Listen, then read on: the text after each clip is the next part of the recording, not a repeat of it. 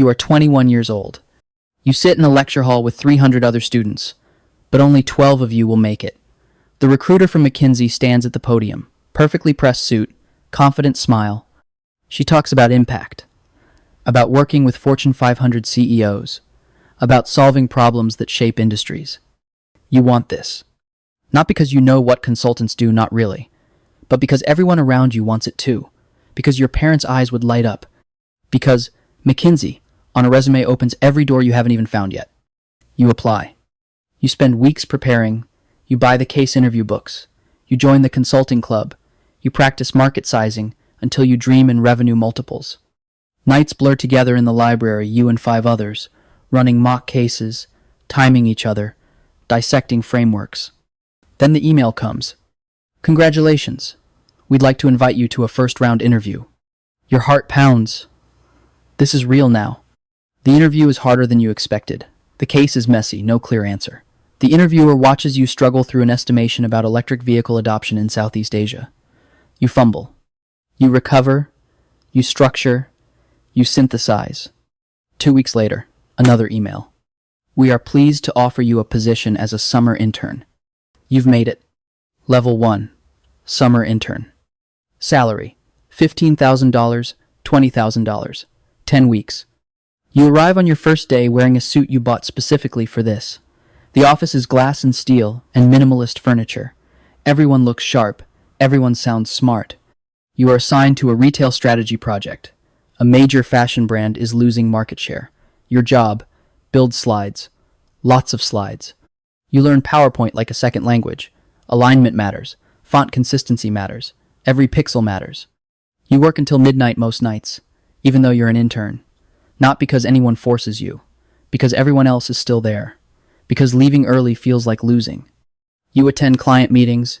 You say nothing, but you watch. The partner speaks for 4 minutes and commands the room. The manager nods approvingly. The associate takes notes. You wonder when you'll be the one talking. The 10 weeks pass in a caffeine-fueled blur. At the end, they offer you a return offer, full-time analyst position, starting after graduation. You accept immediately. You are now part of the 1%. Level 2. Analyst, associate consultant. Salary: $90,000, $110,000. Base plus performance bonus to $100,000, $125,000 total. You start full-time 3 months after graduation. The onboarding is intense, 2 weeks of training, case frameworks, client management, Excel shortcuts you'll use 1,000 times. Then you're on a project. A pharmaceutical company needs a go-to-market strategy for a new oncology drug. You're staffed as the junior associate. Your deliverable: a market landscape analysis covering 14 countries. You work 7 0-hour weeks, sometimes 80. Sunday nights become work nights. You draft slides on the plane. You skip meals. You survive on airport coffee and client dinner leftovers. But you're learning fast. You learn how to structure an issue tree, how to build a data model, how to synthesize insights from 6-page reports into 3 bullets. You learn the pyramid principle. Start with the answer, then support it. You learn that in consulting, clarity is currency. Your personal life begins to fade. You miss your college roommate's wedding client meeting conflict. You canceled dinner plans last minute. Your relationship ends quietly. They got tired of being the second priority. But your career is taking off. You get positive feedback.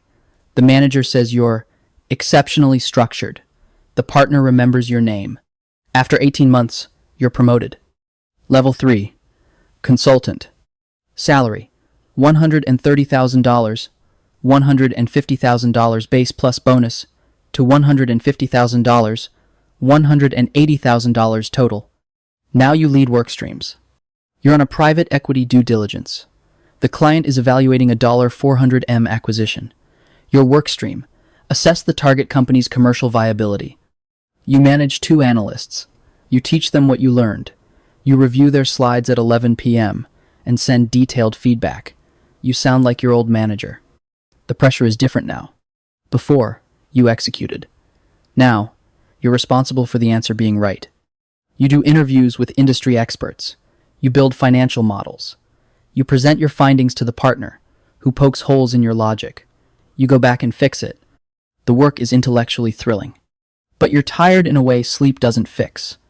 You're traveling every week. Monday morning flights, Thursday night returns. You know airport codes better than your neighborhood. You have 13,000 unread emails. You haven't been to a gym in 4 months. Your family asks when you're coming home. You say soon, but you're not sure you mean it. Still, you're proud. You're 26 years old and making $170,000. You're advising executives twice your age. You're building skills most people never touch. Then one day, you get the tap on the shoulder. We'd like to promote you to manager. You feel it, the weight and the pride, all at once. Level 4. Manager. Engagement manager. Salary. $180,000, $220,000 base, plus bonus to $220,000, $280,000 total. Now you own the engagement. You manage the team, you manage the client, you manage the budget, the timeline, the quality, the politics. A global logistics company hired your firm to redesign their supply chain network. It's a 6-month project. You're the engagement manager. You have 4 people under you. You run daily stand-ups. You assign tasks. You track progress. You shield your team from partner pressure and absorb it yourself. You become very good at saying things like, "We're pressure testing that hypothesis. We'll triangulate the data. Let's make sure we're solving the right problem." You're also the face of the project now. You present to the C-suite. You facilitate workshops. You navigate tense conversations when the client pushes back on your recommendations. One night, the CFO says your analysis is flawed. You don't panic. You listen. You acknowledge. You go back, recheck the numbers, adjust 2 assumptions, and present again the next morning. He approves the strategy. You exhale. This is what leadership feels like. High stakes, no script, real consequences. But the cost is mounting. You haven't seen your parents in 8 months. You forgot your best friend's birthday. You're dating someone, but it's hard to call it a relationship when you're never in the same city. You're 30 years old. You look in the mirror and barely recognize the person staring back. You're successful, respected, well paid, but you're also lonely and tired and starting to wonder, who am I without this job? Still, you push forward. Because stopping now would mean all of it, the late nights, the missed moments. The sacrifice was for nothing. You get promoted again. Level 5, principal, associate partner. Salary, $250,000, $350,000 base plus bonus to $350,000, $500,000 plus total. This is where consulting changes. You're no longer just delivering projects. Now you're selling them. You spend half your time on business development, networking events, industry conferences, lunches with prospective clients. You pitch, you build relationships. You identify opportunities before they become RFPs. The other half, you're overseeing multiple projects at once. You're the strategic backstop. Managers escalate tough decisions to you. Partners pull you into high-stakes client meetings. You review final deliverables. You mentor junior staff. You've become a machine of productivity and judgment. You've also become unrecognizable to your younger self. You're 34 years old. You make $500,000 a year. You fly business class. You stay in 5-star hotels. You advise CEOs on billion-dollar decisions. And yet, you can't remember the last time you felt truly rested. You can't remember the last conversation you had that wasn't about work. Your college friends have kids now. Mortgages, routines. They ask what you're up to, and you tell them about Singapore and London and a healthcare transformation project, and you see it in their eyes. They don't envy you anymore. They pity you.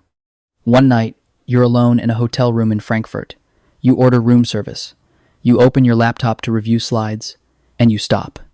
You just sit there. The room is silent, expensive, empty. You think, is this it? But you don't leave. Because there's one more level. The final level. The one you've been chasing since you were 21. Level 6. Partner. Salary. $500,000. $1,500,000 plus base. Total compensation. $1M, $5M plus, with profit sharing and equity. You make partner at 38. The announcement goes out firm-wide. Your phone floods with congratulations. Your parents cry. Your name is on the website now, next to the other 300 people in the world who've reached this. You've made it. This is the pinnacle. As a partner, you're no longer an employee. You're an owner. You shape the firm's strategy. You sit in governance meetings. You vote on who gets promoted. You mentor principals. You lead practice areas. And you sell. You sell constantly.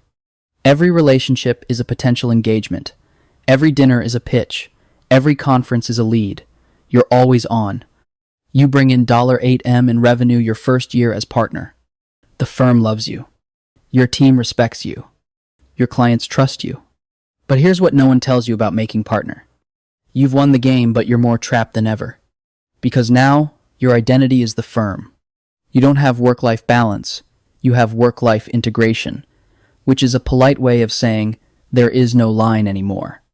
You check emails at your nephew's birthday party. You take calls during vacation.